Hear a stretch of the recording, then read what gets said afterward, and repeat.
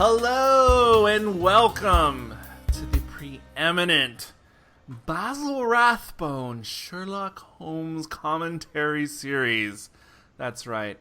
It is the 7% solution, the original citrusy soda drink, the 7-Up, if you will.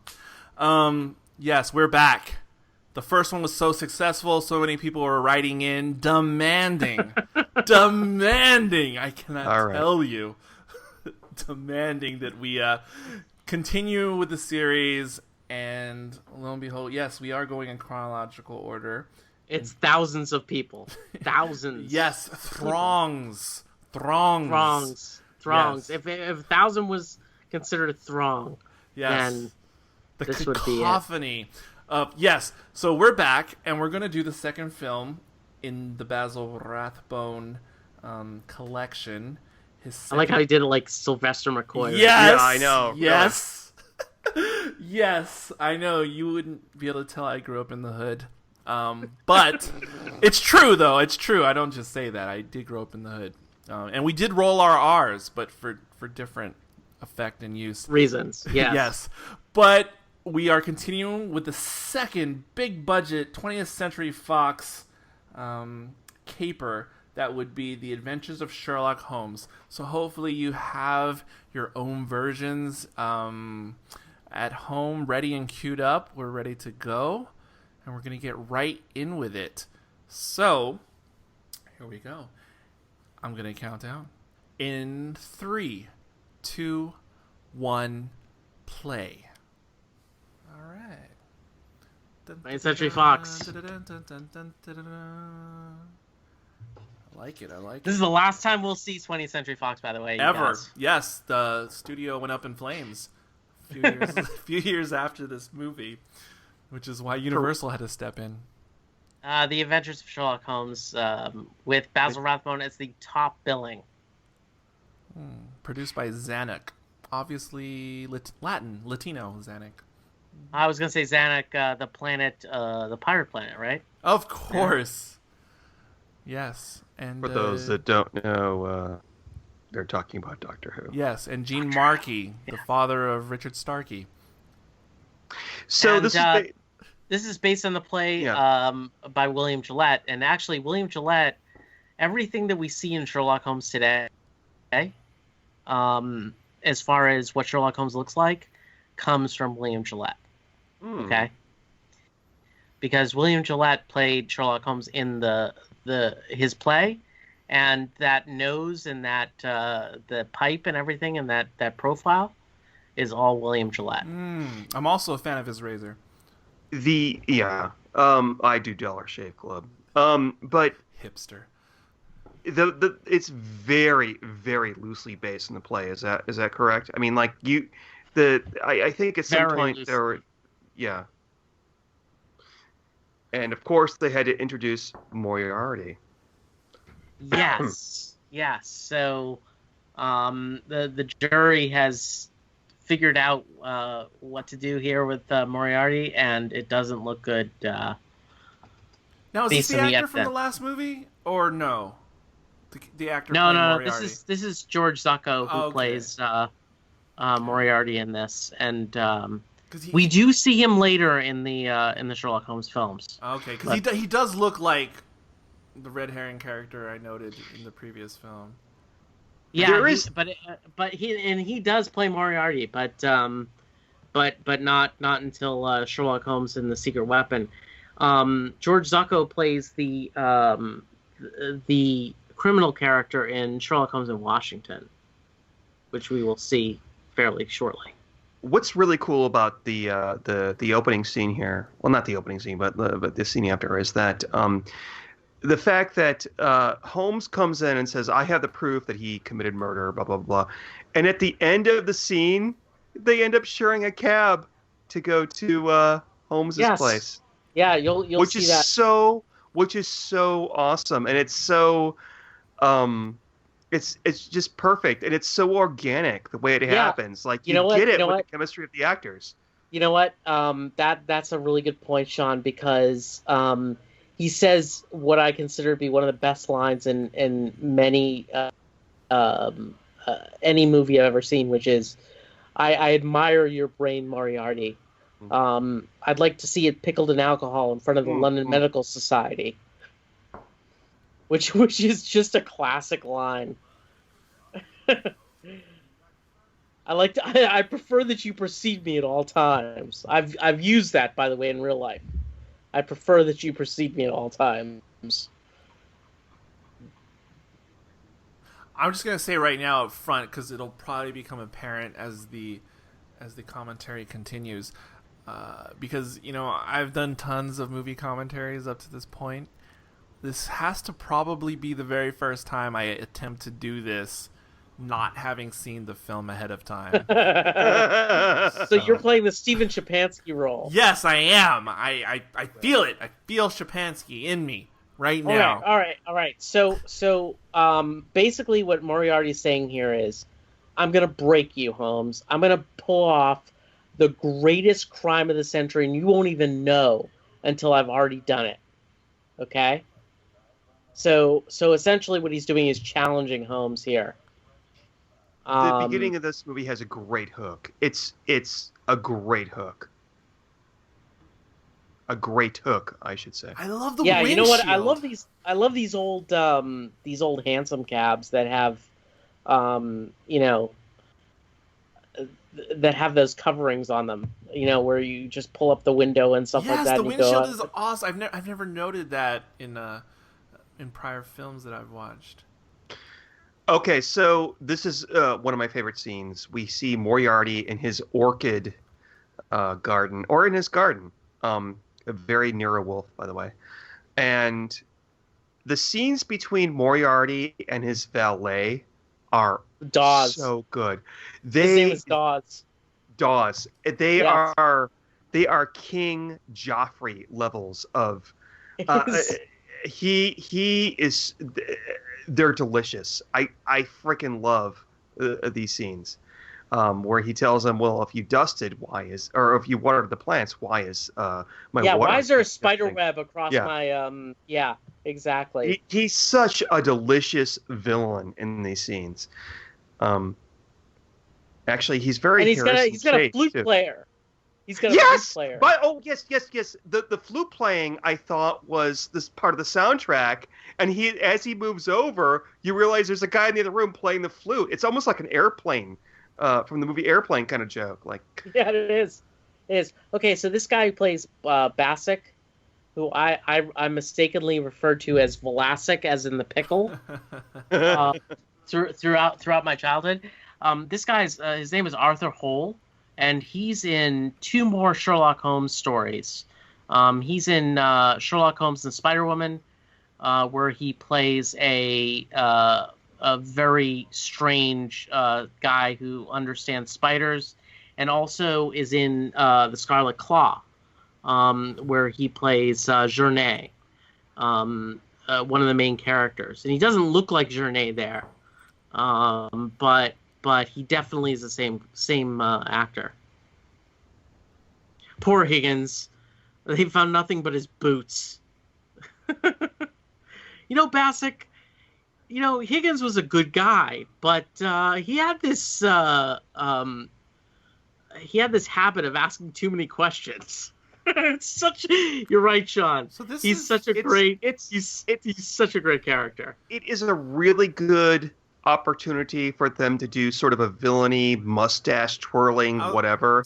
But instead, it comes out all in what he says, which I totally appreciate. I think it's so cool. I love this villain. It's great. I was gonna say, it already feels like the opening of a classic Doctor Who with the henchman.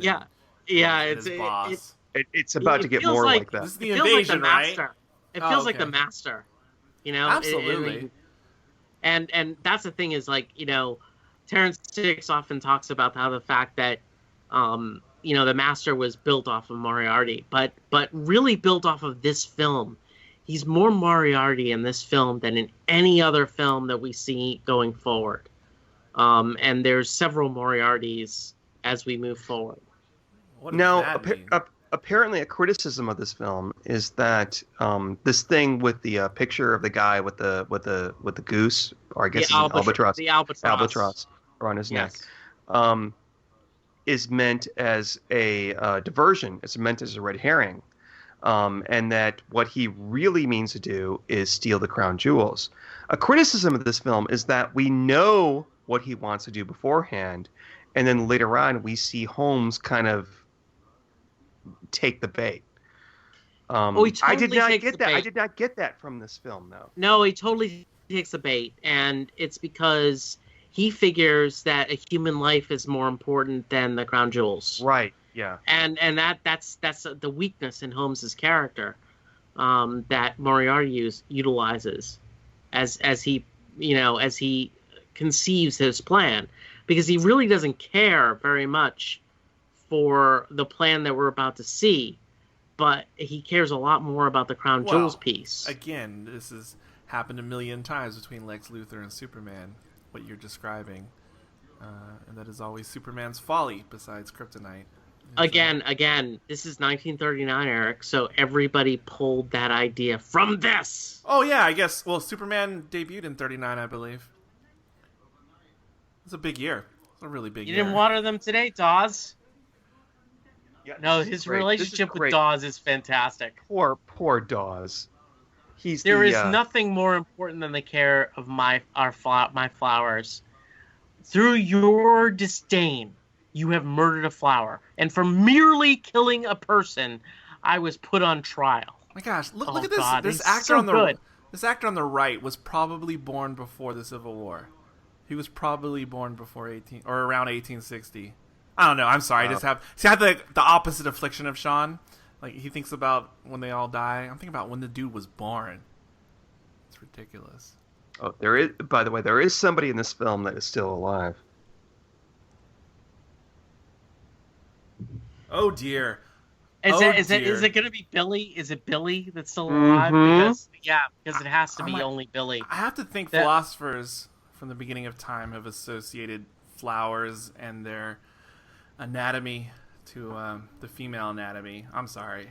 It looks like male anatomy to me. Well, it's a bit of a combo, a bit hermaphrodite, you know. All right, so I'm gonna move swiftly forward and say that Sherlock Holmes is trying to find the note that will get rid of the common housefly. Yeah, which is brilliant. Seeing this scene for the first time, I thought at first with the close up that Holmes was recreating the famous science experiment of where the flies and maggots come from. I'm not being facetious. It looks like the famous experiments they teach in science class, but it is not that. So this boy right here, his name is Billy. Speaking of never mind. He is 89 years old right now. He's still alive. Oh, Lord. And he's gay. Oh, my gosh! I Googled him, and it says partner so-and-so. So he's alive, 89 years old, probably taking very good care of himself, and has a partner. And it was all foretold by this scene right here. He may be dead. So he might be happy about the frock he's wearing.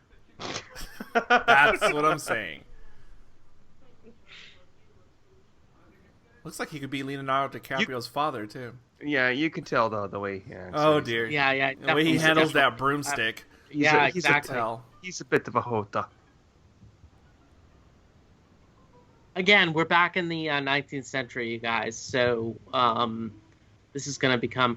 And what you see on the table is the Persian slipper.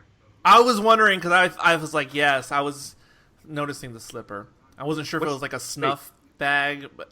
No, but the Persian slipper contains the tobacco. Oh, it is! Oh, it is! Yes. Oh, my God. Yes. Look, people, I did not write this down ahead of time. This is the first time I've ever seen this movie. I cannot stress that enough. It's common in the books that he uses a Persian slipper as a holding device for his tobacco. Yeah. See, me and Doyle. I keep calling him Coyle. Sir Arthur Conan Doyle, but me and Coyle, we think alike. You're not even drinking. I know. I'm drinking coffee. No excuse. I'm drinking coffee. Yeah, but this is how my mind works when it's lucid and sober, you see.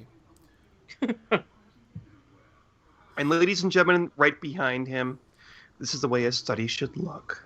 I know, but this is not a Sherlock Holmes dwelling. It just doesn't look Well, like what do you mean, what I though? would This is the way a imagine study should a look. Sherlock Like, Holmes dwelling to look like. It's too opulent. no, it's too opulent. But what features are you talking about, Sean? About this is how a study should look?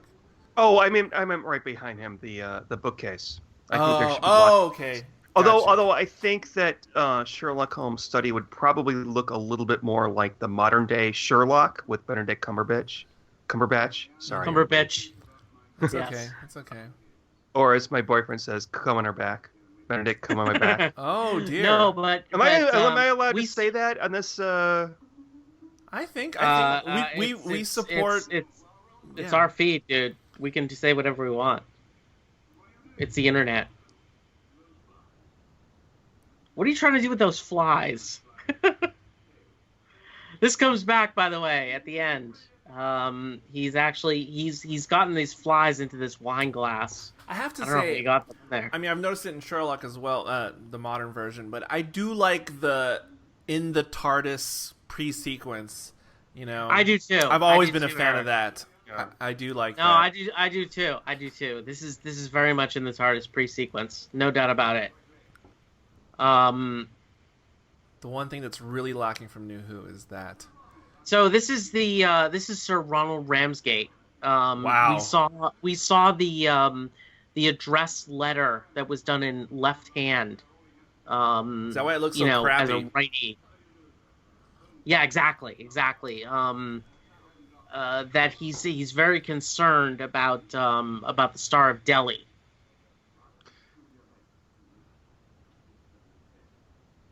Yeah, This see actor- that's supposed to be left-handed. Looks foot-handed. You're about 2 seconds ahead of us, Josh. Oh no, well he seemed to be on with me, I think. Then I'm the odd one out. I'm the. This actor who plays Sir, what's his name? He looks very familiar. He looks like someone else, modern or nearer to our time. He looks. And Eric, he's also dead. Yeah, everybody's dead. Right. He looks a bit like C. Aubrey Smith, if you know who that is. He looks a little like the guy from The Odd Couple. No, wait. Walter Like Walter Matthau? I think I'm thinking. Yeah, the original. No. Enter.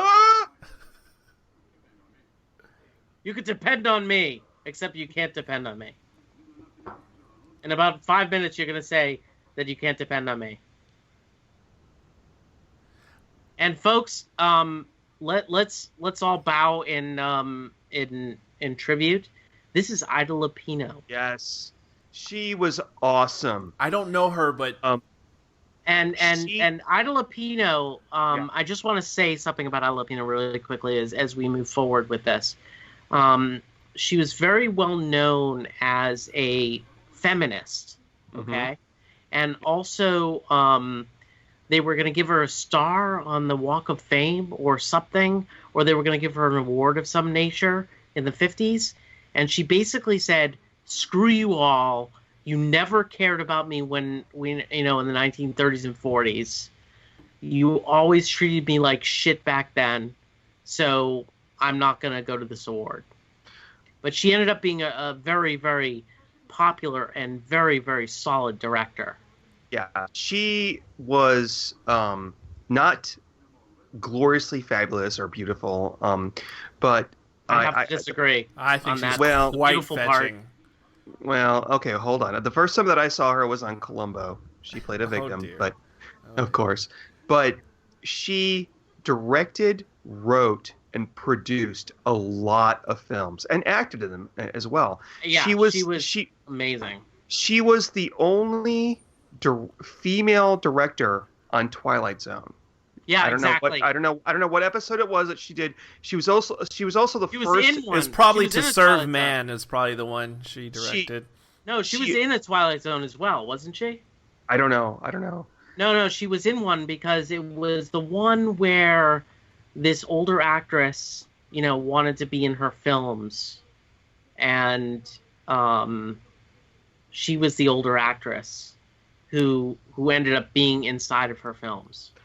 She was excellent. She was a joy, and she was also the first female director of a noir film, supposedly. Um, she was very talented. She left this plane of existence in 1995, and this shot right here with the chemicals and all that. That's more of what Sherlock Holmes' bungalow should look like, I think. Am I right, Josh? Yeah, absolutely, without a doubt. Yeah. Oh, you mean in the books? Like it's depicted as more like a chemist well, lab? also, definitely shown in, several iterations later. Even in this series, the Sherlock Holmes rooms in Voice of Terror look very much like what I would expect they should look like, and forward from there. The 20th Century Fox version is just a little bit too opulent for what I would expect. Now this can sound dumb, but a smoking jacket, right?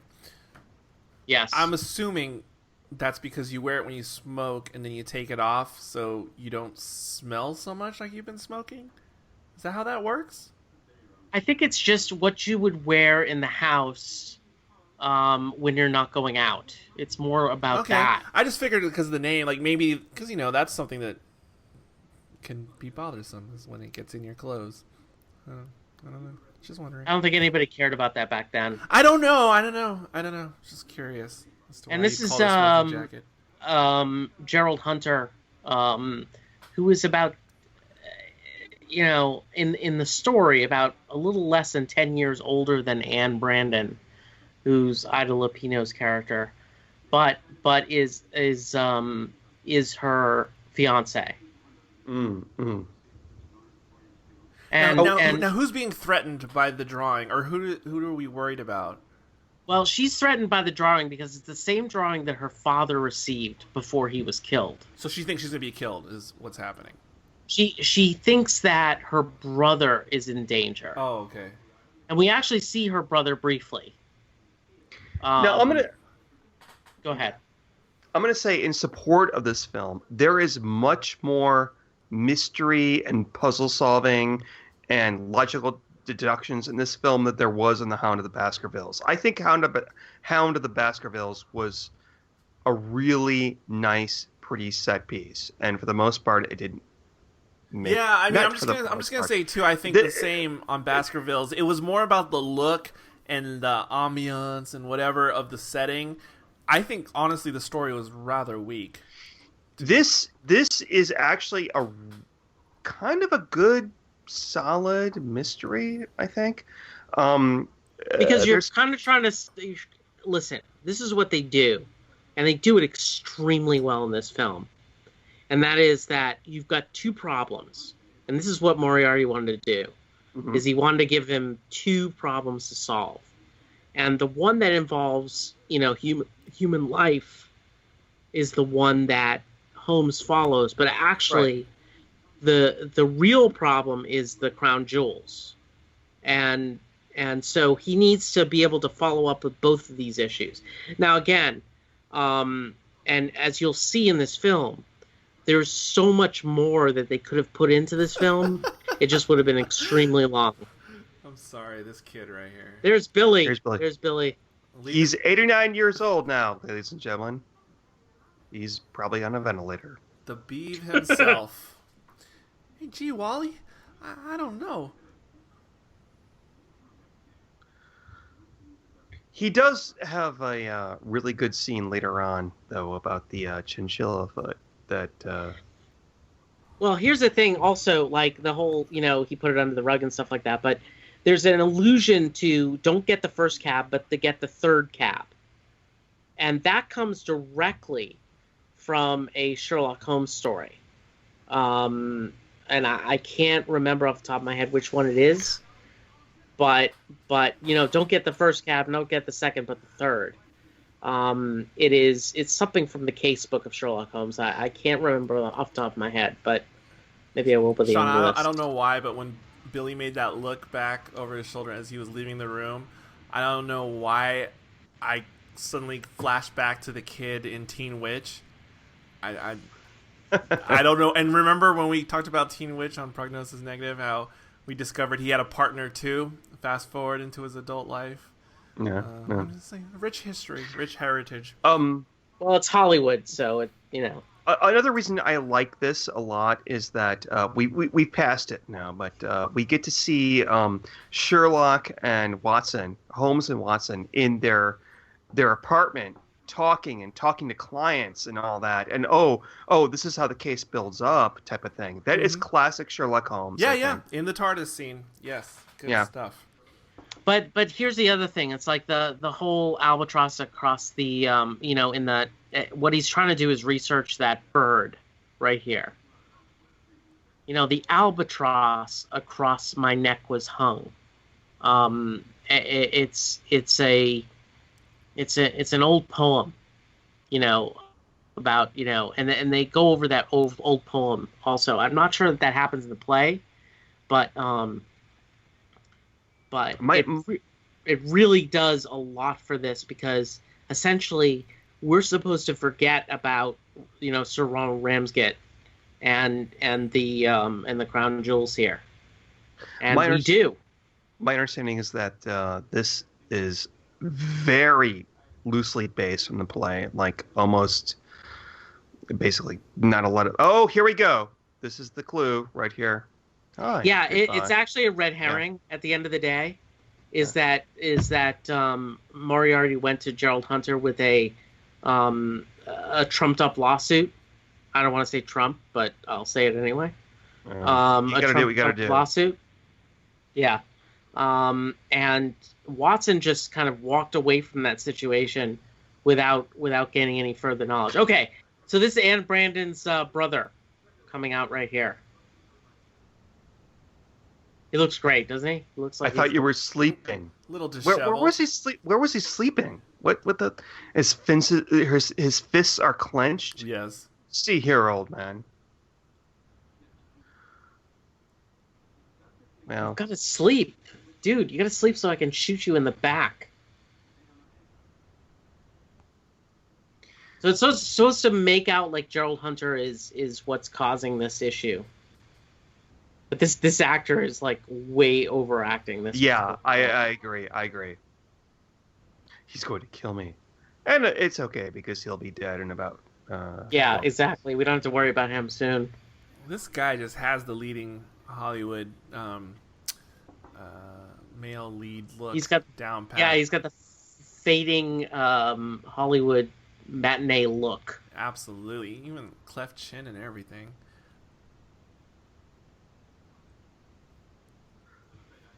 I can't, Lloyd. You're supposed to die on the street, so I can't really follow you. I'll follow you with a gun, but I'm not going to do anything. I will say, too, though, already this film, even though it still takes place the same period as the previous film, feels wildly different in tone. This one feels more to me like it almost feels like this is happening in contemporary 1930s. They just happen to be wearing some throwback costumes. I agree. It feels very modern. There's touches, though. I don't know if it was intentional or not, but if you look in that office where he was a few seconds back, you'll notice a lot of shadows on the ceiling. Oh, yeah. They've been... Yeah, look at this. Yeah. Yes, I've noticed this since the beginning of the movie. They're going out of control with the shadows. See, here's the thing. Like, we're supposed to suspect Hunter of being the one who actually kills him, but actually what he's doing there is he's trying to protect him by walking past him and carrying his gun with him. So here we go. We figure out who the bird is. It's the albatross.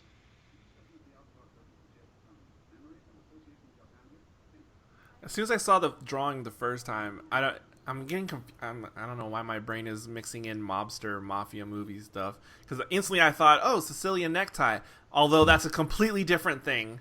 And no, but you're not far off. Not far off, except a Sicilian necktie is more of what happens after the person is dead, rather than foretelling. And then I was thinking of the Sicilian message of the fishes, but then that's post, not pre-death. I don't know. Okay, so Watson was supposed to spy on Gerald Hunter, but at the end of the day, all he got was that Moriarty had come to the office. I don't know if that was stock footage or that actually looked, the prior scene, the exterior scene actually looked like it was shot on an outdoor lot as opposed to indoor. Just saying, because we haven't seen anything outdoors yet. No, it wouldn't surprise me if that was the case. But just that short little bit.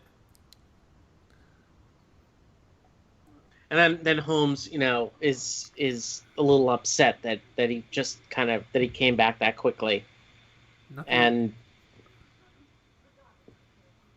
love those padded walls, making me think of a Little Shaken Not Stirred. Yeah, exactly. These old handsome cabs, they must have been opulent. Let's just say that. Well, that's how Uber was. Uber in the day. Mm-hmm. Uber in the day. I'm afraid you're an incorrigible bungler. Yeah, you fucked up. Sorry. Did I say that out loud? Whoa, this podcast has definitely taken a turn in episode 2. I don't know such language. There we go, you guys. This I'm is quite dead again. We'll actually do the lighting of the... See, no, I actually think that this is a more solid mystery than one before it. I think certainly. Yeah, Girl, you haven't even watched it! No, but I know, no, just because I just felt that the story-wise, the first one was severely lacking. I really honestly did. It was very difficult for me to care for the plot and the mystery in the first movie. Well, here's the thing. In this second movie, we have 2 mysteries. Okay? Mm-hmm. Yeah. And, the idea is that Moriarty is screwing with Holmes by saying, okay, you've got this watch you want to take apart. You're going to concentrate on this while I'm actually working on this. That's the whole plot of the movie, really, is that Holmes is concentrating on the Anne Brandon thing, which is just, for Moriarty, just simple murder. Okay? Wait, I'm sorry, Josh. I'm going to interrupt you for a second. You know what? If I was afraid of being killed, first place I would go, a foggy cemetery. I will say, though, too, I mean, this just feels more Holmesy just because a lot of the visuals I've seen already in this movie remind me a lot of the Downey Jr. film. Just a lot of the look of the city streets and the carriage and the cobblestone and all that. It's just reminding me a lot of that. And something else. I gotta think what the other else is that it's reminding me of.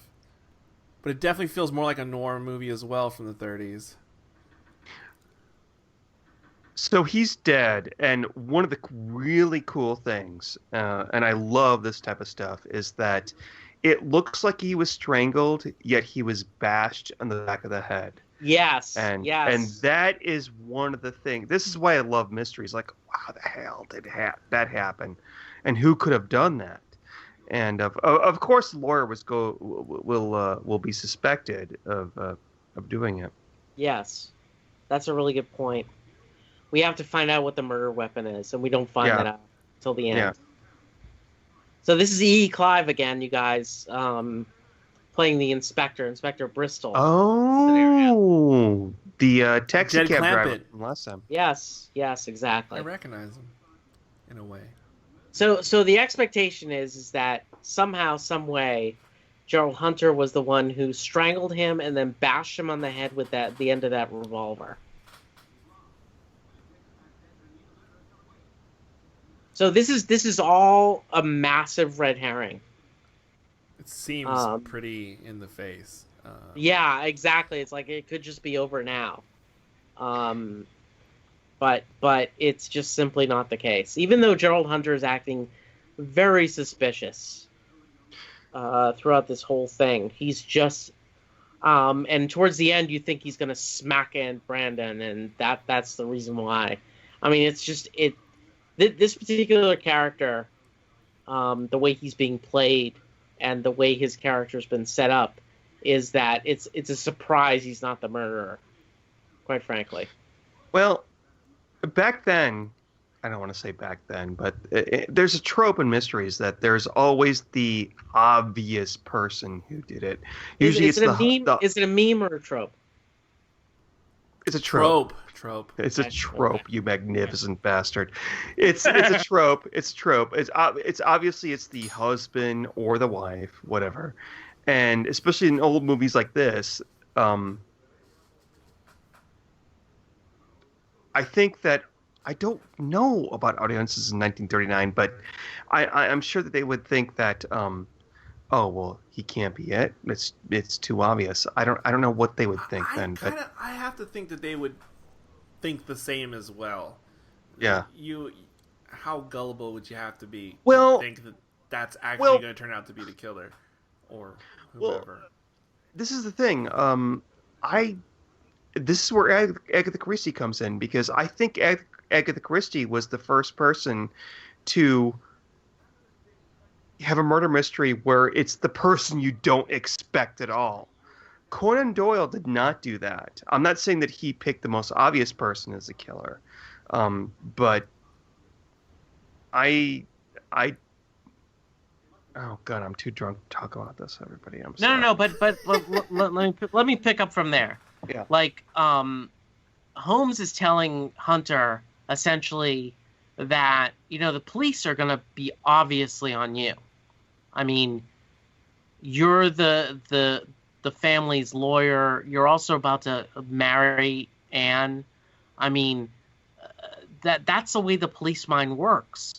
So what Holmes was doing was trying to, leave an opening and to say, look, if you are honest with me, I can help you here. But when it comes to the police, their nose is long and but straight in the direction. I'm very different than that.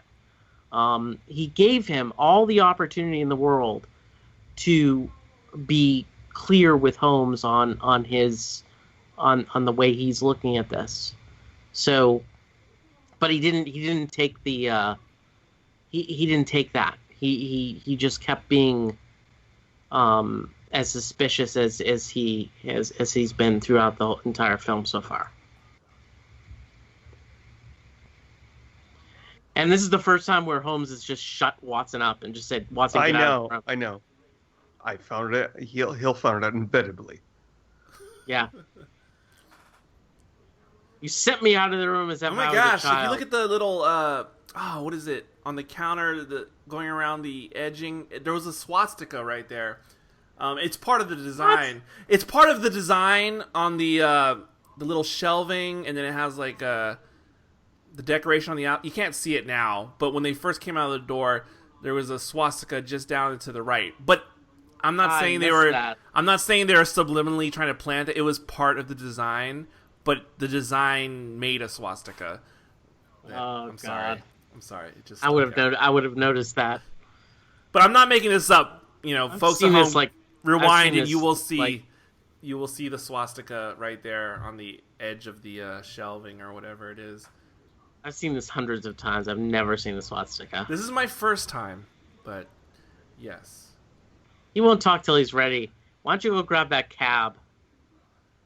Pretty crazy though in 39. Nobody else noticed that. That it was E. Clive, same actor. No, the swastika. Oh.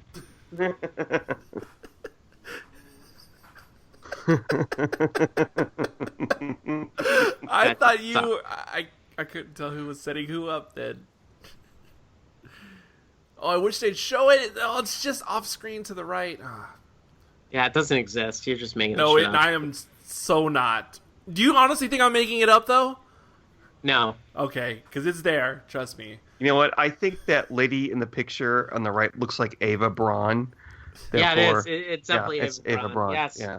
Yes, I agree wholeheartedly with that statement, Sean. And Ida Lupino trying to cuddle up with this actor doesn't seem right to me. Well, she doesn't really. She's hesitant about him. She's. And as fetching as she is, those brows are No, dude. Quite severe. I'm sorry. Like, it's Ida Lupino. Just go and look her up on the internet and look at her. Look at the Okay, pictures I'd of say, her. Yeah, she's pretty awesome. I'd say Dead now. more of Dead now. a table wine, but okay. Yeah, 1979. I'll grant you the Pinot. She's very tired and confused. I understand that. Okay, this is a little bit of a comedy moment here. Yes, this is excellent. I love this. Is the this. comedy moment, Yes. and Watson's lying on the street. I thought he was going to gonna have- examine the X. I didn't know what was... No, he's on. just gonna lie on the street there. Are you okay? Are you in need of a doctor? I'm a doctor. It's really unrealistic, but it works for some reason, and I think it's because the guy with the umbrella here that's talking to him is so effeminately gay and supposed to be a stooge. But please, I think he's just British. You don't have to call him I effeminately gay. think you're right, Eric. I think he's just British. I'm all right. I was thinking of you. But aren't you ill? Certainly not. I'm dead. So this role of Watson as being the bungling whatever this progresses later on. Am I right, Josh? Oh yeah, it becomes much more apparent later on. I mean, actually, the Watson in these two 20th century Fox films is not too bad. He's not. I mean, again, he's still a bit of a bungler in this one versus the first one that they did. But as we move towards Universal in our next podcast, you will see that he just is completely not a major help to Holmes. As a matter of fact, he can be just the opposite, just a pain in the butt. Do you know when I was a kid, I actually had one of those collapsible, except mine was a meter stick. It was an antique, similar to what Holmes just pulled out, except longer. Wait, I'm sorry, I don't mean to interrupt, but this scene right here, well, what he was doing before, I love the scenes where we get to see Holmes actually detecting and measuring and saying, oh, this is a club foot, whatever. Which I didn't understand when I first watched it. I thought club foot meant like a peg leg, like a pirate. It turns out that it's a totally different thing. A literal wooden club. He just has a bigger shoe. Yeah, he's a bigger shoe. And this is one of the reasons that I like this movie more than Hound of the Baskervilles, because we get to see the process. Holmes. Yes. Yeah. Except for this part right here where he's talking about the twig being broken off. Anybody could break off a twig, but whatever. No. But that is a very legitimate thing, though. Because, I mean, that's just like how hunters track game. And that actually does not look like a rabbit's foot, you guys. It totally looks like a chinchilla foot or something of that nature. It's too small to be a rabbit's foot. I need to see it again. I wasn't paying. I was focused on his hand. It looked like there was supposed to be a chinchilla's foot. I need to see it again because it looked like there was face makeup on the palm of the hand in shot. That's what I was distracted by. I just like to see Holmes, down his feet investigating stuff and exactly like with on his hands and knees, measuring stuff. Glass. And that's the great thing about Basil Rathbone is that he not only takes on that character but also is able to he just talks like the way you would assume Holmes would talk. And then here we have the scene with the shadows look on the walls, the very expressionism. That's why I talk about, that scene with the stick and, Dr. Mortimer's stick and so on is so well done by Basil Rathbone versus anybody else, is that it's so good the way he approached it. Now we can't hear right now, but there's music going on in the background, and the Ava Braun picture in the background. There was actually a lack of music in the previous film that we watched. Yeah, that's true. There was some. There was a little bit, but there was long stretches of none at all.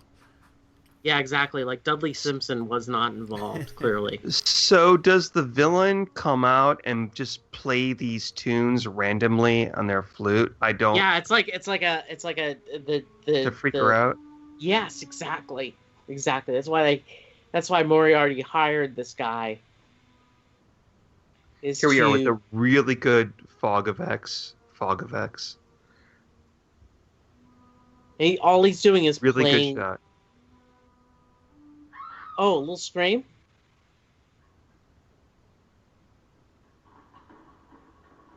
Wow. I love how the Uber drivers are just on board with every conspiracy. They totally are. They totally are. Yes. I mean, if you're paying. So I know. It's like, this is what you want to do? All right. I'm in.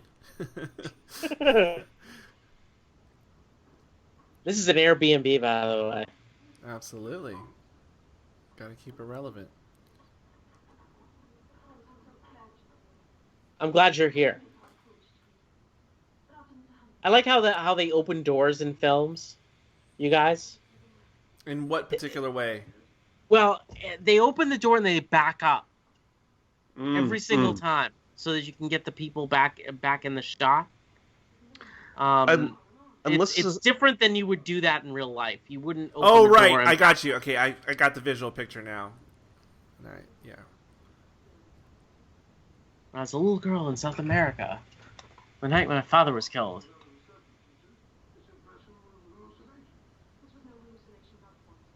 Shut up, Dr. Watson. It's, what I'm finding now, especially in this film more than the last, watching this for the first time, my mind feels so muddled because I just feel all these other elements from modern Sherlock. Like, it's all like a weird remix. Like, there's so many things that seem familiar from other stories, whether it's the Moffat or the Downey Jr. films. It's like everything's a mismatch. Like I said, I think it's a better mystery overall. The first film was very pretty, very opulent, as Josh said. Yeah, that one. The first one was like style over substance, I think, as they say. Yeah, I mean, it literally took an entire plot point and just ignored it in the first film. Because this one is so much more like Law and Order, CSI, like stuff that you're more familiar with. Well, I think it's said. I'm not. This is not an original take, but the previous film, I think in the special features, it's referred to as very gothic, inspired. Or obviously, this is more of what we're used to in mysteries. And by the way, she plays this thing perfectly on the piano. It's interesting, too, all this inclusion of the music into the story. So Moriarty wanted to spook her by having his minion play the flute, right? Yeah, well, the minion ends up being the actual murderer. And it's the guy with the clubfoot. And all it is just to distract Holmes from, the Star of Delhi. That's what it was. It was purely to distract Holmes. He really could care less about this whole thing. The only reason he did it was because he knew that Holmes would ignore the Star of Delhi delivery if he included all these pieces. And that's the thing is like, you can easily distract somebody like Holmes by giving him two mysteries to try to solve. And all they have to do is provide Holmes with more clues on the mystery that you don't care about him going for. And that's what this whole movie's all about. I want more Billy throughout the series. Yeah, well, this is the first and last time you will see Billy. Oh. Billy is gone, unfortunately. Well, actually, quite fortunately, because he's a pain in the butt. Yeah, he's kind of annoying. He is really annoying. He is the young Anakin Skywalker. I don't see a star of mathematical excellence anywhere on his but uniform. It's right there. You can't see that? It's right there. Just take a look. Watson But I- hates him more than what I anybody. What I like is that he realizes it's a chinchilla. They must be from Chile, and Holmes knows it already. And I like the line from Watson, like, "Oh, of course I can hear. What do you think? I'm deaf?" No, he's just like, my hearing is in no way impaired. Yeah. Thanks, Billy. You can leave now. Yeah, you can let that insufferable brat come in here. I like him. I like Billy. Yeah, don't like him too long. He's we never see him again. I So want to see sorry. him in the new Moffat Holmes. But he's 89 years old now. I don't even know what it's like to be 89 years old. I certainly don't. I'm still grappling with 29. Hillary Morrison is her name, and she's from the last film, Dressed to Kill. And she's still around. She's 102 or something like that. Yeah. Oh, okay, so now we're being reminded of Sir Ronald Ramsgate. We're being reminded that the Star Deli's coming to town, dude, and we're expecting you to show up. See, I maybe not everyone in the general audience at the time, but there had to be enough savvy people watching this movie thinking, okay, that's probably that should be the real focus, Well, it was on Twitter at the time, but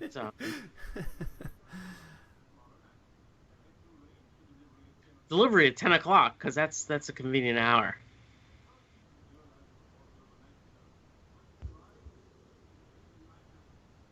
Yeah, so, and it's interesting because, Moriarty has no interest actually in the Star of Delhi itself. Moriarty has interest in the crown jewels. So the only way he's going to be able to get close to the crown jewels is by being on hand when the Star of Delhi is delivered. What is that special called? The 2009, The Planet of the Dead, right? I'm writing that one down. Why? Jewel heist. Okay. The Fabergé egg. Okay. All right. Fair enough. That counts, right? I'm buying in. Josh, do you know how many times you've invoked do classic this, Doctor Brandon? Who and... Yeah, exactly. I would have brought it up if I didn't give a crap. I'm remiss though because you always find a way to slam in the Doctor Who movie into every movie we ever commentate on. So I was remiss by not including that one somehow. I have no comment. I have no memory of the Earth. I only know that quote because I hear Josh say it, not because I know it from Doctor Who. Our Ark in Space. Write it down. Got it. Okay, so she gets a new picture that has a different date on it and the same picture. Jeez, I'm gonna start. Oh, she has a bird on her head too. Where's that from? I mean, that's in something else. It's just a hat of the time. No, I know, but I mean, it reminds me of something else in more recent popular culture or television. Someone with the big bird on their hat. That would be the Black Guardian. Yes, thank you. That's what I was thinking of. No, thank you. I'm writing that down. That's not modern. That's from no, but that's what I knew it was that's what it was. It was the Black Guardian. Thank you. Okay. Making me crazy. Then go to Lady Cunningham's party because it's a lot of fun to watch that party. I can't go. I just buried my freaking brother. Well, he wants her. It's because he wants her to go because Lady Cunningham or whatever her name is an older woman. So she'll keep you under control. Right. She's very fond of you, That's kind of misogynistic, don't you think? I mean, just I sort don't of find any misogyny in these old films at all. So I don't know, Sean. Yeah. Well, that's a modern construct, Sean. Oh, you guys are just whatever. No, but you're right, Sean. Exactly. She's an old woman. She'll take care of you because you're a woman. Thank you and goodbye. I'm going to hate men for the rest of my life. Thank you, Mr. Holmes. I'll do as you say because you're a man. That's right. Like, That's right. don't go to you know. By the your way, life- strangely enough, you guys, this movie passes the Bechdel test. Okay? I know it's crazy, but it's true. This movie passes the Bechdel test. Well, there you go. Then it's all good. Exactly. Then massage away. Never fear. I'm going to delegate the most dependable man I know. They can't do anything. I'm going to start making my list of straight pornography that passes the Bechdel test. Jesus Christ. You know what? There probably is a lot. Oh, of absolutely there is. Oh, God. I'm over here. Sean's leaving the building. Dawes, you would just love if that razor would slip and it would cut my throat, wouldn't you? Oh, yes, this is another scene. Oh, my God, he is such an asshole. He is truly an asshole. And this guy is so under his foot. Yeah, exactly. I love the sponge that actually looks like a sea You're sponge. worse than a coward, Dawes. You're a fool. The only problem is that we get to see him being a villain with his manservant. But later on, we get to see him stealing the crown jewels, and all he's doing is, like, I don't know what, like fingering them or whatever. Well, he's certainly unscrewing stuff, you know. But I still maintain this is a pretty good mystery. I like this more than Hound of the Baskervilles, and I agree. even though that was a pretty movie, I think this is a better mystery. There's much more to sink your teeth into in this story, Yeah. by far. See, he didn't even recognize Professor Moriarty there because he didn't have his beard on. Yeah, I didn't recognize him either. I want to know how the dude opens the doors to let him in from up there. See There- that? there- this is there's great. like a Great. pulley system. I I assume, was yeah. watching earlier. This is great. This is awesome. Hurry. Wait, you're saying that guy was Moriarty? That was Moriarty, yes. I thought it was like it looks more like Moriarty's henchman from earlier, just because of the mustache. Oh, look, here we go. There's Lady Cunningham, by the way. I'm trying to think. I think she's in another film. God, she looks like another actress, like modern day. Can't place She it though. looks. She's not. I think she looks like Judith Anderson that was in there, and then there were none, or Rebecca, but I may be wrong. It's not. Well, whatever Ida Lupino is wearing there, it's very fetching on her. She looks great in that. She's got small Yes, tits. she might look great out of it too. She's not very well endowed. Yes, Sean. now Talking that you about mention it. misogynistic. Whenever I said it too, whatever. But she looks great. She looks like $1 million there. So is this where we? I'm not sure what they're talking about, but is this where we pass the Bechdel test, or is it somewhere else? No, we've passed the Bechdel test earlier than. Oh, than okay. this. Yeah. She wasn't talking about a man at that point. Okay, so this actor here who's playing this guy, What's that would be happening? Basil Rathbone. This right here? That's Basil Rathbone, you guys. Holy smokes! Yeah. Holy Again, smokes. very good. I knew this before I watched it, but he did a really good job. This is excellent. This is really good and a little bit crazy. Business up in town. You've got to settle down. I gotta hear some of this. Save up all the money until the summer comes around. Then away you go to a spot you know where the cockle shells are found. Okay, there we go. That's Is this funny. on your iPod, Josh? Yes, it is. I do like to be beside the seaside. You need to make this your ringtone. I do like to be beside the sea. I do like to stroll Like to be- the bum dum dum with the drum and bass the bum bum bum. Hello, Mary Poppins. Oh, he did. Be He did, beside myself with he glee. did better than the big guy. Side beside the sea. By the way, that particular piece of music was available because the guy who wrote it died in the mid 1800s. Okay, so there you go. Oh, so public domain is what you're saying. Yeah, totally public domain on that. Okay, I was trying to. Can I get you an ice? Eric, can I get you an ice? Yes, please. Okay. All right. I like the rock. On the rock.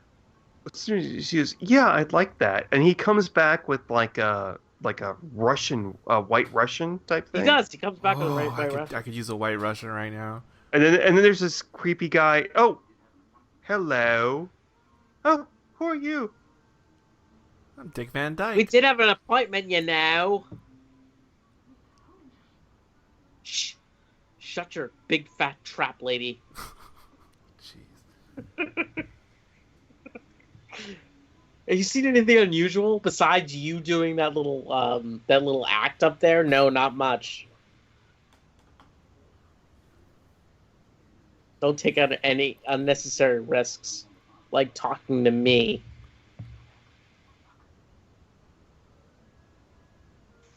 So there's a South American band out there right now, you guys. So we're gonna see them. There they are. Yeah, they Like look a like South American absolutely South mariachi American. band. Yes, Well, not mariachi. that's our guy. but- That's our guy. And one of these guys is the murderer. Him. He's the murderer. Would you like an Which ice? is Oh, here we are. Look, it looks yummy.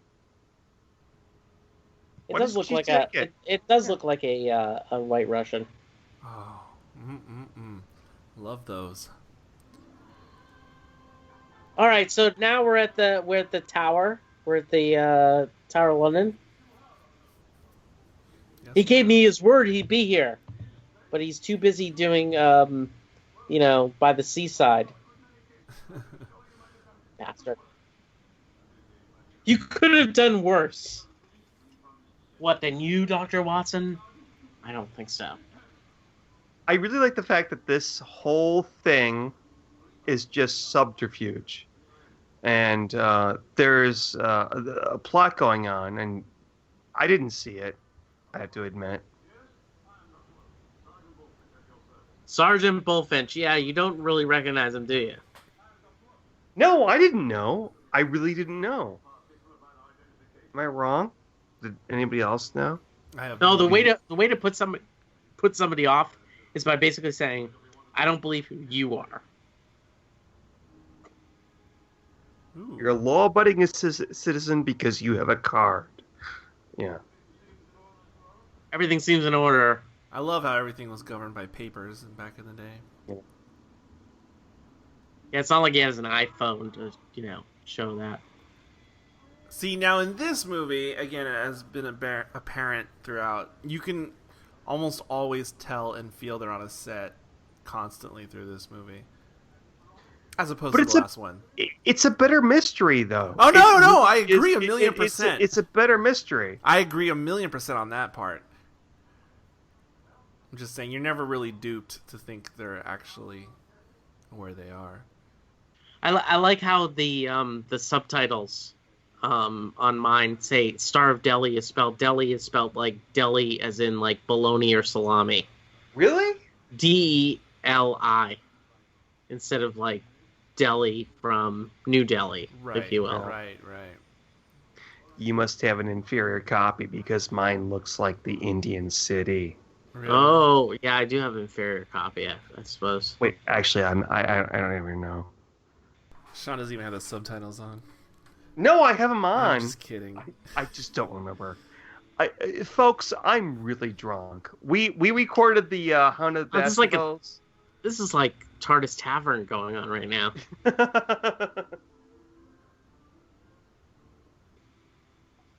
And folks, the crown jewels, right here in a big bird cage. Yes, it's a big Faraday cage. It's a Faraday cage, Yes. so nothing can get in and out of that. Nope. No TARDIS or anything. Yeah, it's like there's no bootstrap paradox. Actually, I was thinking of the Rebos operation when I watched this. Oh yes. I'm writing that one down for sure. They actually took the Jethrick right there.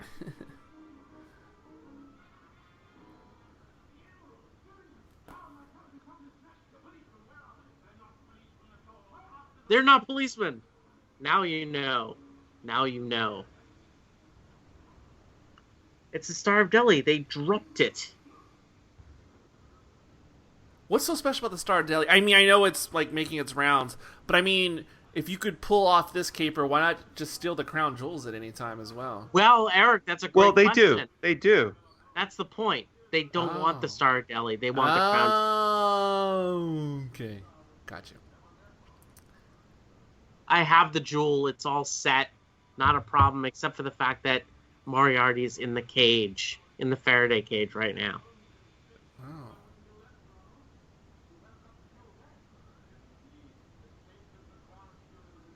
As safe as the crown jewels of England.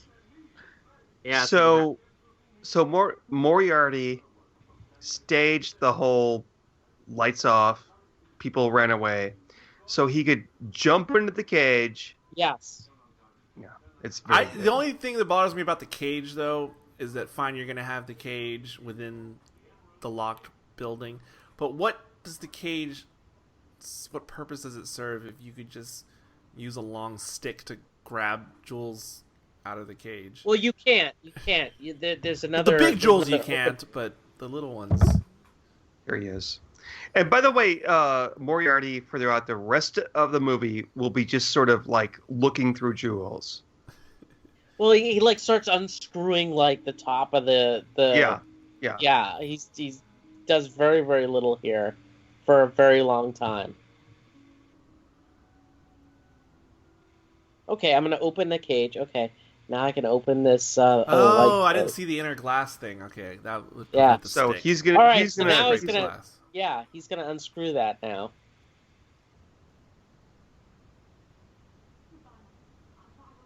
I'll drive over and see you tomorrow. Uber, she means. Right. You're terribly tired. You should go to bed. Of course, they're tired with those frocks on their necks. Yeah, you tell him, Sean. Yeah, exactly. This is I'm pre-suffrage, I tell ya. I know. I listen, understand listen. because I don't look I've worn the frock, and no, I haven't. I'm bullshit. I have defrocked Sean. It is true in the past. No, but what she says here is that you must sleep late because it's a tradition of the household for you to sleep late. Interesting. So I mean, at the end of the day, like, she wasn't going home after this. She was just gonna head up and go to bed. Good night, my dear. You look wonderful. And she gets scared of the door closing. Well, you'd be too if you thought your life was under threat. I wouldn't be there if my life was under threat. Do you guys really think that she's attractive? I don't like the forehead. I do think she is. I do think she is. She's no James Mansfield. Whoa, this shoe.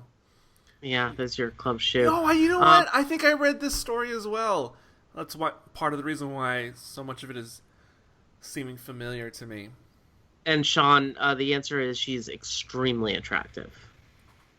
I think she's quite attractive. I'm not going to say extremely, but quite. Okay, quite attractive in an extremely quite way.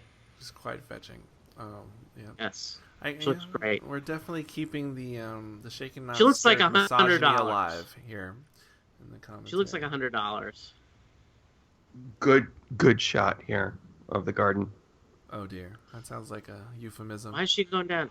Came down to find you. There's a gentleman on terrace. All these seeking you. actors look like actors of the last 30 years to me. I wish I knew all their names. 30 years. They look like actors from the last 30 years, contemporary times.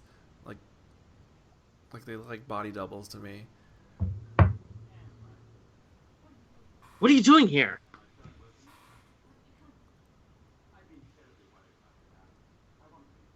Yes, I just want to make sure you're safe. Why did she come out of her room? I'm losing. Because she track. thought it was Holmes downstairs. Oh, okay, got you. Okay. And like, this is when Gerald Hunter clearly is an idiot, because he basically says, "You think I want to hurt you? I don't know why I don't."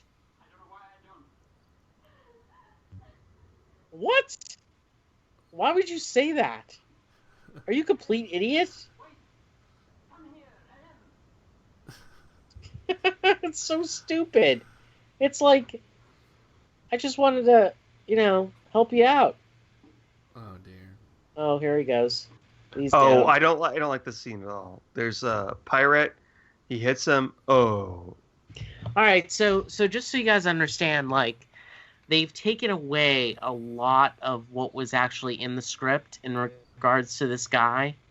There was plenty more in regards to him because we never find out that actually Anne Brandon's father actually killed his father, and we don't find that out at all. We just assume that this guy's just simply evil. And if we knew that, then there'd be a lot more gravitas to this particular scene.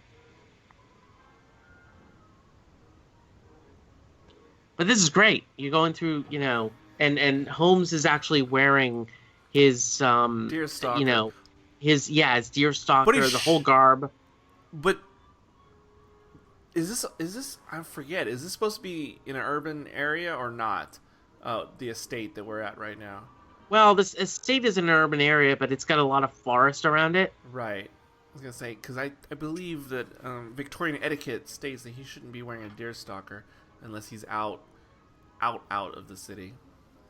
Well, again, Sherlock Holmes wears that deerstalker whenever he's... Of course. He is. Yeah.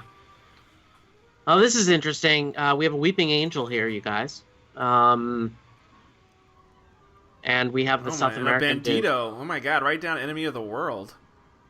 Yeah, exactly. Edward James Salamander. Olmos in the house. And we realize what Oh my that gosh. the strangle and bash is a South American bolus. Yeah, he's got 3 balls. Wait, hold on.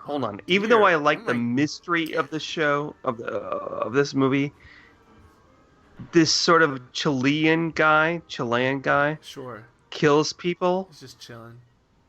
I know he turned into a Bond henchman. I did not see this coming. Weird Odd Job reference. Wait, no, why? How did it come up to this? Like, Moriarty said, "Hey, do you want to kill somebody in a Chilean fashion?" Yeah, exactly. No. The whole clubfoot thing was Moriarty's idea. Just so it would get Holmes's goat. See, that's the thing. Like, this whole scenario Okay. That's is cool. just Okay. to get Holmes to, just as I suspected.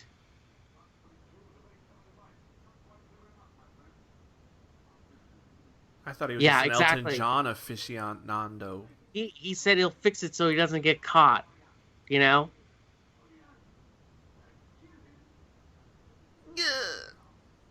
Kill him! So that clears up our case.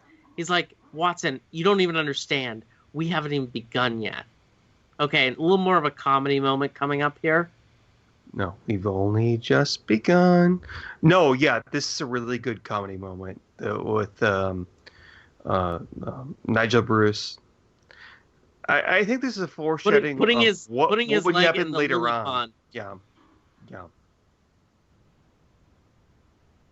I need to watch. It's making me want to watch the Downey films because I feel like a lot of this in this movie is in the Downey film about the the mystery's just begun. Maybe even this bit right here. I almost want to say Jude Law steps in something. And maybe the first Yeah, but one. here's the thing. Like, this is the 1939 version. So everything that gets pulled later on. Wait, I'm sorry. it I'm all sorry. comes from this. Josh, I don't mean to interrupt. I do mean to interrupt, bro. This bit with Watson in the pool, it's really good. This is really good. This is funny.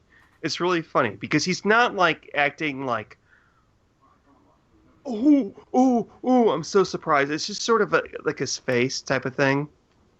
Do you understand? Yeah, Go yeah, ahead, yeah. Go ahead, Josh. He's saying he doesn't overplay. No. Yeah, man. I think you mentioned it. I mean, the fact of the matter is that, this is when the real mystery comes to light. The earlier mystery is just you know, as much as you think there's a lot of gravitas towards it, it's nothing compared to what he figures out here. Yeah.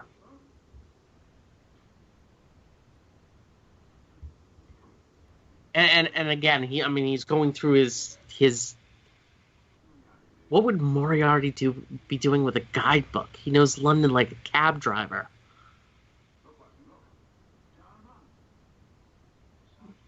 Sergeant Bullfinch.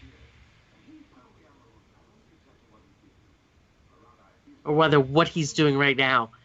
He's pulling off the greatest crime of the century, and you're standing here in his office.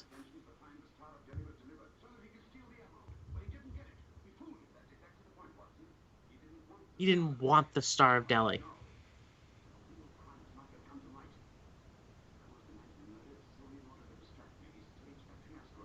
That's the whole thing, you guys, is that he set up this whole thing with the albatross and all this other nonsense just to keep Holmes busy while he pulls off the most incredible crime of the century, the crowning act of his career.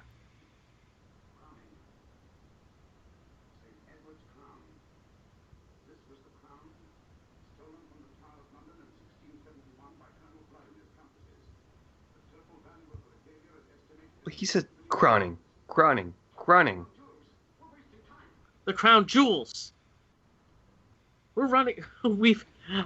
Again, he's like, I've just figured out that, you know, we've lost the plot, you guys. And We actually, right here, we have really good studio. If it's studio, I don't know, but the fog. This studio. Trying to do. You know, I always put my hat back on, like if it's falling off and stuff. Here he goes. He's gonna just unscrew this. You know, I'm working on this crown here. I'm just gonna screw this. Oh, he looks That's like... what the. That's Moriarty in the copper outfit? Yep. He looks like the actor, oh god, famous actor who passed away a few years back. He played in the name of the father. Oh gosh, what's that? I hate this. Pete Postlewaite. Pete Falling Postlewaite. down. Is that his The name? poor horse. Yeah, this is the thing. Yeah. Thank you, Sean. Absolutely on the nose. Pete Postlewaite. He looks a lot like him. At least he did in that shot. I never knew that guy's name, even though I see him in so many movies.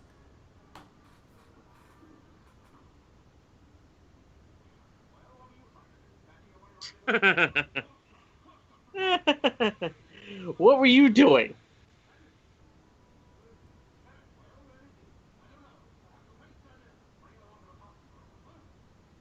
The posting room. Of course, the posting room. Or posting room, however they said it.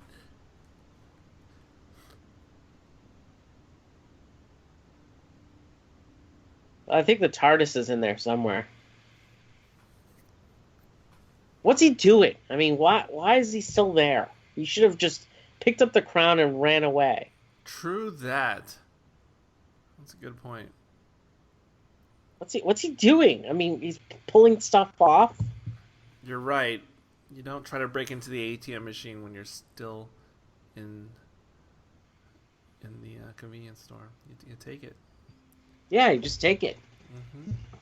All right, so he's going up to the Tower of London. This is sort of where, you know, we see Catherine Lethbridge Stewart up here. I was thinking that.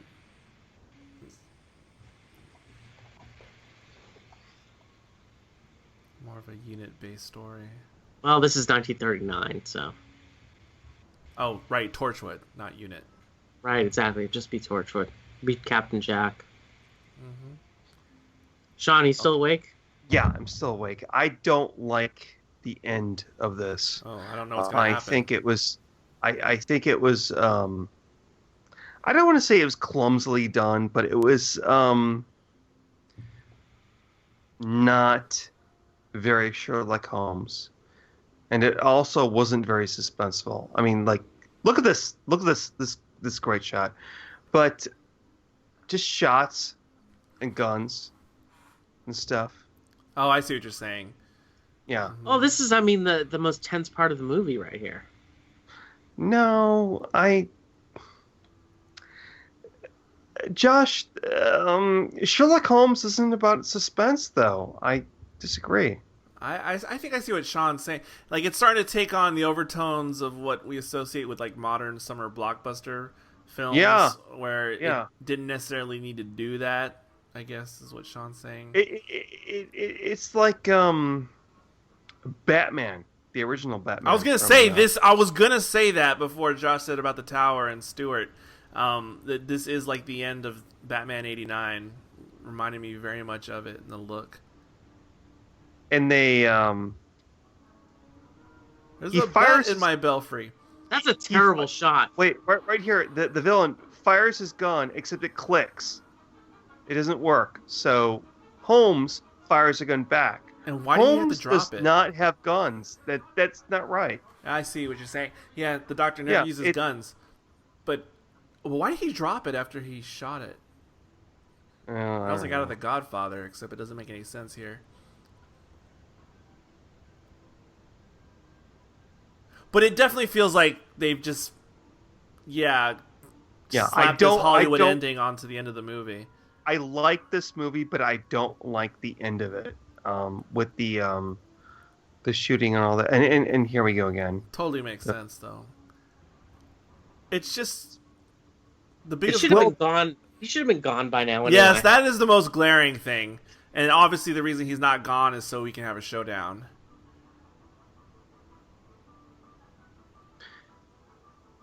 I like the music here, though. I know, it's turned to a swashbuckler. And he jumps, and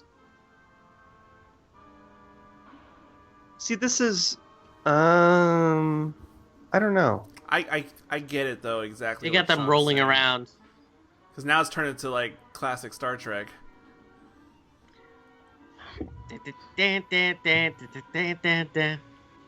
Yeah. Oh yeah, this Moriarty is pushed. Come on. And there he goes. I absolutely don't recognize him as the guy in the beginning.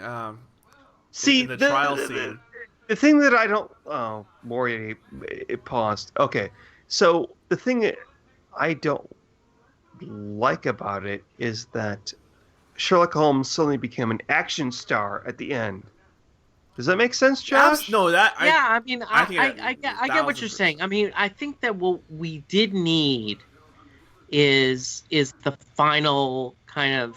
And again, it doesn't end up being the final. But what we did need was like the final confrontation between the two, where there was no dialogue. You know, you almost like, and it's funny because you'd probably been upset if there was just dialogue there, but you know there was no dialogue at all between the two. You know, now I get to see you, you know, in front of the London Medical Society. Finally. Terry Kilburn is Billy. Still alive. And hanging out with Sean. 89 years old. Hanging out with Sean. Oh, I like the old school credits where they're actually panning the camera. Or moving the backdrop. But either way, it's old school. Do you like how Dawes was a guy by the name of Frank Dawson?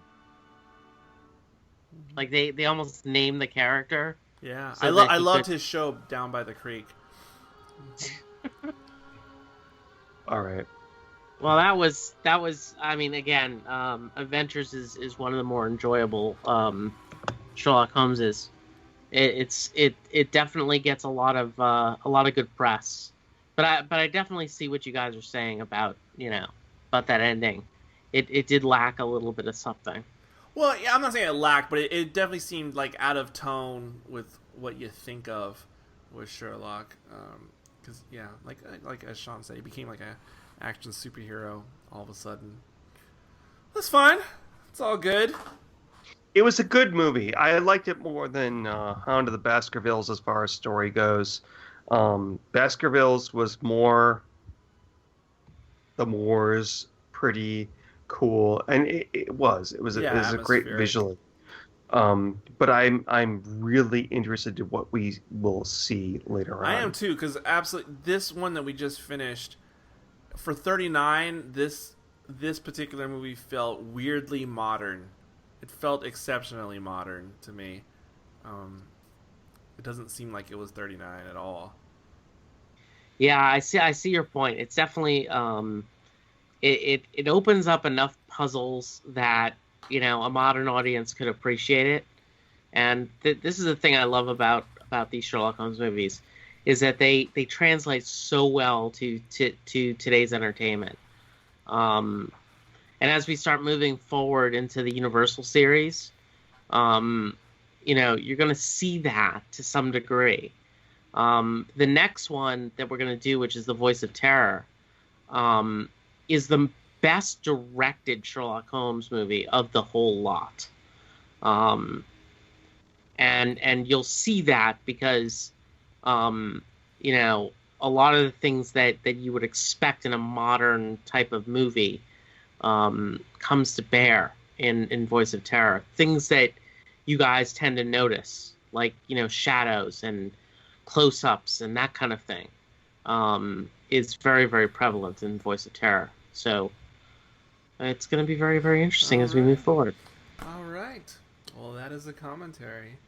And I guess, without any further ado, and until next time, I'm Eric. I'm Josh. And I'm Sean. Fetch me my needle! We'll see you next time on the 7% Solution.